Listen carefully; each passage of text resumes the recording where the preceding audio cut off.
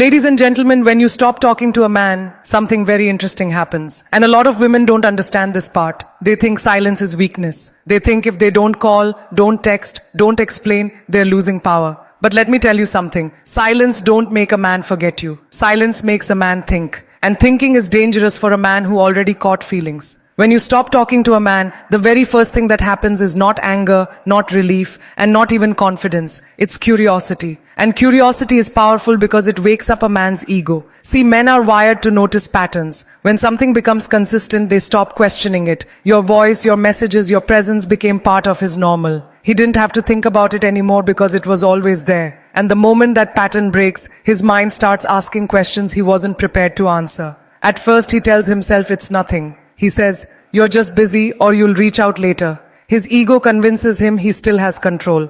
But hours pass, then a day, maybe two, and that silence starts feeling different because now he realizes you didn't announce your exit. You didn't explain, you didn't beg, you just stopped. And when a woman goes quiet without drama, a man feels that shift deep in his chest, even if he won't admit it out loud. That silence creates a gap. And men hate gaps they can't fill. His ego starts working overtime trying to protect him. He wonders, why isn't she calling? Why isn't she asking where I am? Why isn't she reacting? Because reactions are how he measures his importance. When you stop reacting, you stop feeding his sense of control. And now curiosity turns into concern. He starts checking his phone more than he wants to admit. Not because he expects a message, but because part of him hopes he's wrong. He reads old conversations. He remembers how available you were, how present you were, how much energy you gave. And suddenly he notices how quiet things are without you. That's when his ego gets uncomfortable because ego likes attention even when it pretends not to care. What really shakes him is realizing that your silence isn't empty, it feels intentional. And intentional silence tells a man,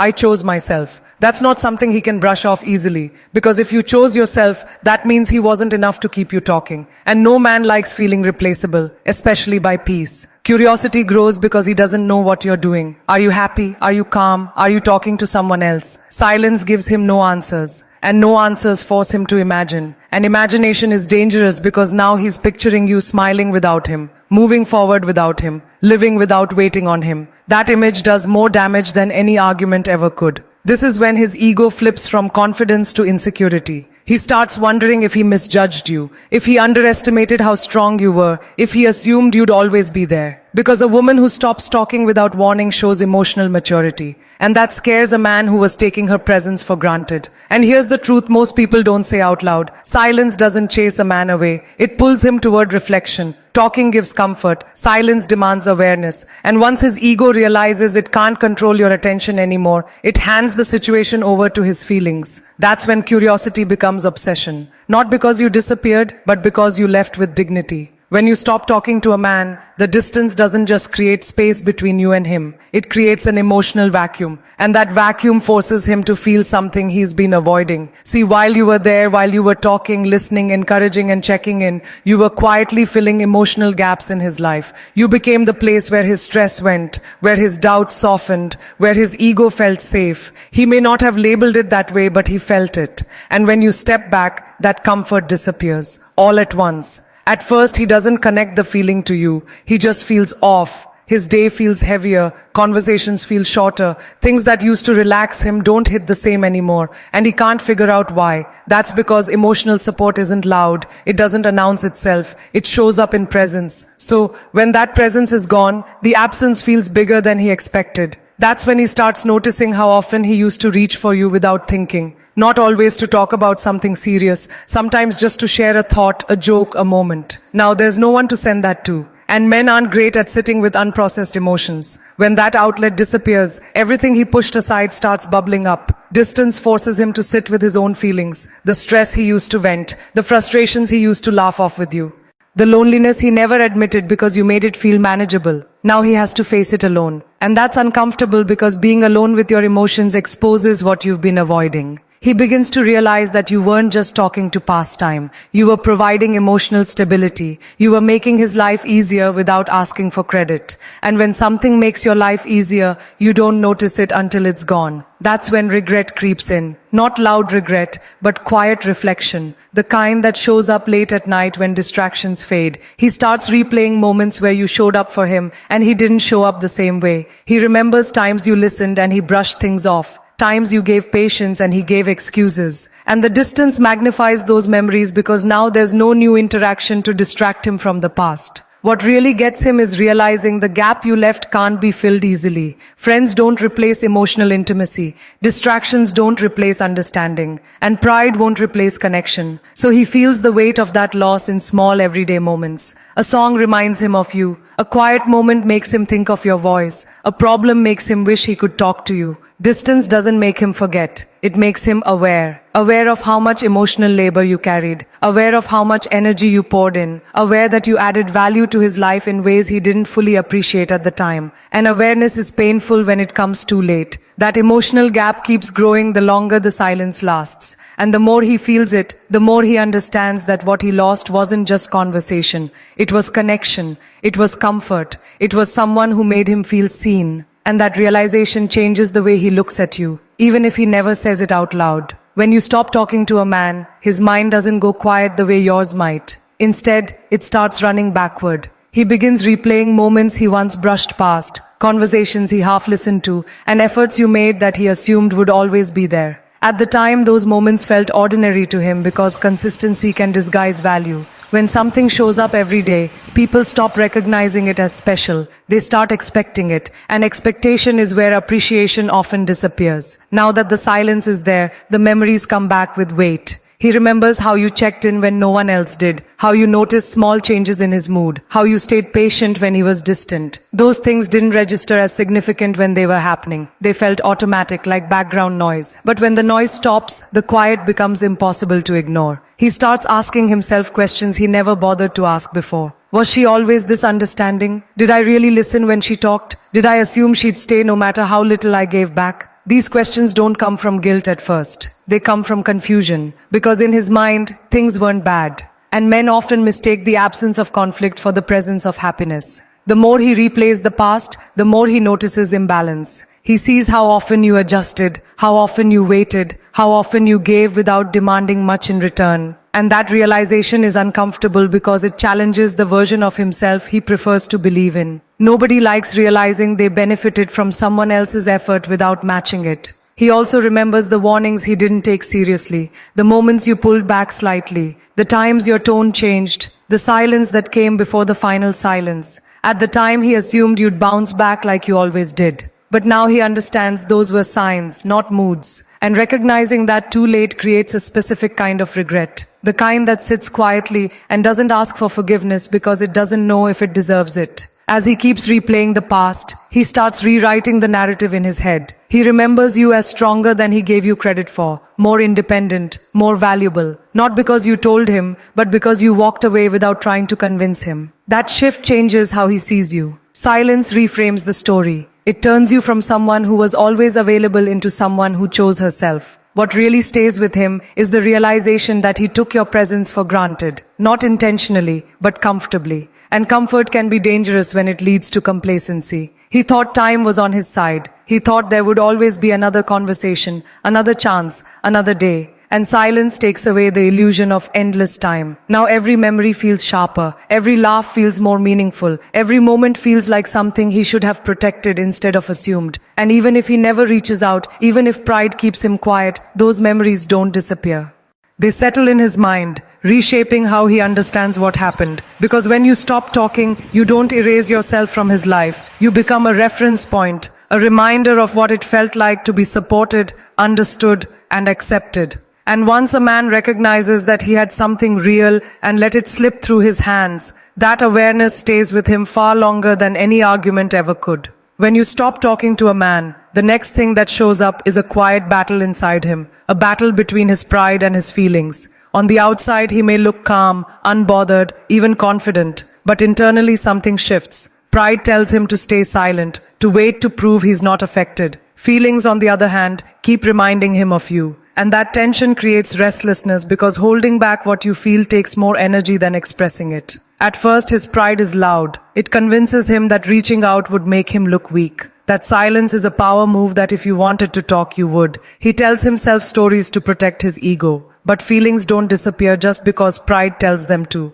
They show up in unexpected moments when he's alone, when distractions fade, when there's no one to perform strength for. He starts catching himself thinking about you at random times. Not just missing you, but wondering if you miss him. And that's where pride begins to crack. Because pride wants control, and wondering gives control away. The moment he starts questioning your absence, he's already losing the internal fight. He replays conversations in his head, trying to figure out if he said something wrong, if he ignored something important, if he assumed too much. Pride hates self-examination, but silence forces it. With no new interactions to focus on, his mind turns inward. And that's uncomfortable for a man who prefers action over reflection. What makes it harder is the realization that you didn't fight for attention. You didn't chase clarity. You didn't demand explanations. You simply stepped back. And that kind of restraint is powerful because it removes his ability to frame the situation in his favor. He can't say you were dramatic or needy. All he has is the truth and the space to think about it.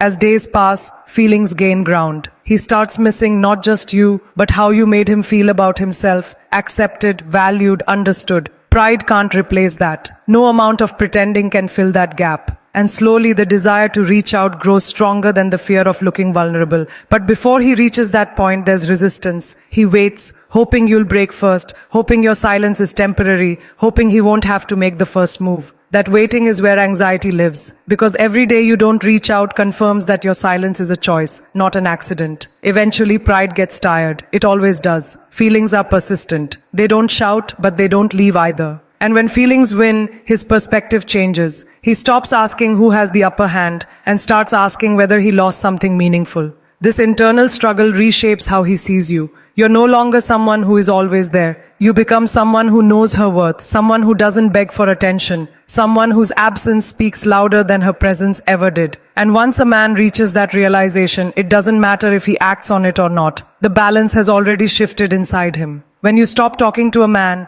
one of the first things he does is test the silence. Not immediately and not always directly, but in small, careful ways. He wants to know if he still matters to you. Because attention is how many men measure their importance. And your silence removes that measurement. It leaves him unsure and uncertainty is uncomfortable. At first, the test is subtle. He might, like an old photo, watch your story the moment you post it, or find a reason to ask something unnecessary. These aren't accidents, they're feelers. He's checking to see if the door is still open, if you'll respond the way you used to, if the connection is still available on demand, and when you don't react the same, it unsettles him. If the subtle tests don't work, he becomes more obvious. A random message, a casual question, something that doesn't require vulnerability. Because he's not reaching out to pour his heart out yet. He's reaching out to protect his ego. He wants reassurance without admitting he needs it. And how you respond or don't respond tells him everything. When you stay calm, short or quiet, it sends a clear message. It says you're not waiting. It says your world didn't stop. And that realization forces him to reassess his place in your life. Because if you can be okay without him, then his influence wasn't as strong as he thought. And that challenges his sense of importance. He starts questioning himself. Did I matter to her the way I thought I did?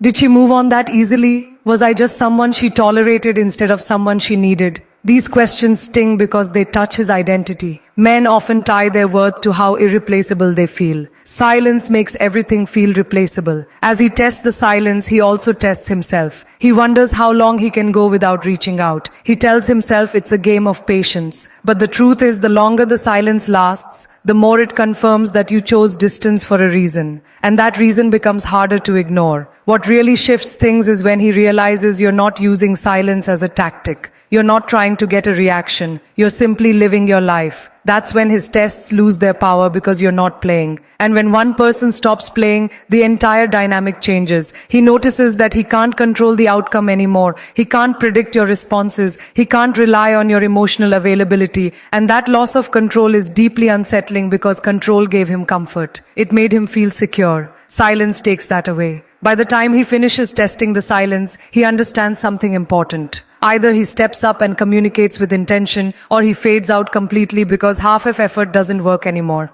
And even if he never says it out loud, your silence taught him that access to you is not guaranteed. When you stop talking to a man, everything eventually comes down to a moment of truth. Because silence doesn't just change the dynamic, it exposes character. After the curiosity, the missing, the pride battles, the testing, there comes a point where he has to decide what kind of man he is going to be. And that decision is not based on what he says, it's based on what he does next. Some men, when faced with silence, finally slow down enough to see clearly. They realize you weren't being difficult, you were being patient, you weren't asking for too much, you were asking for consistency. And they see that losing access to you wasn't random, it was earned. That realization can be uncomfortable. But for the right man, discomfort becomes motivation. He understands that if he wants you back in his life, he can't come back the same way he left. This is when effort changes. Not just words, not just apologies, but behavior. He starts showing up with intention. He communicates clearly. He listens instead of defending. He understands that silence raised the standard.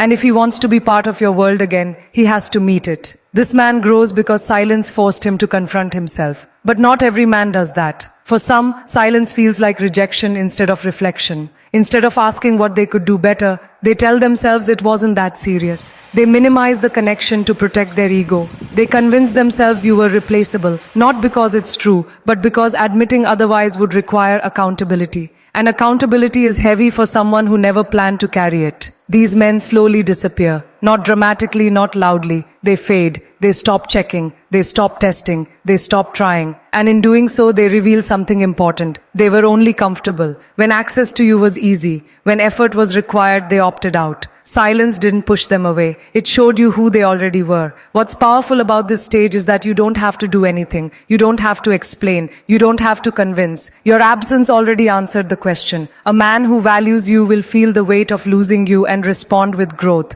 A man who doesn't will feel the weight and choose avoidance. And here's the part most women don't realize. Either outcome is a win because if he rises, you gain clarity and change. If he removes himself, you gain peace and truth. Silence doesn't gamble with your heart. It protects it. What happens next also changes how he sees you permanently. Even if he steps away, he doesn't forget the lesson. He remembers that you didn't chase him. You didn't argue your worth. You didn't beg to be chosen. You chose yourself. And that image stays with him because it challenges the narrative he may have had about you being always available. For the man who rises, your silence becomes the moment he learned what he almost lost. For the man who leaves, your silence becomes the moment he realized too late that not every woman waits forever. Either way, the power shifts, not in a loud, aggressive way, but in a quiet, undeniable one. Silence teaches boundaries without saying a word. It shows that love doesn't mean tolerance and connection doesn't mean self-abandonment. It makes it clear that access to you requires effort, respect, and emotional maturity.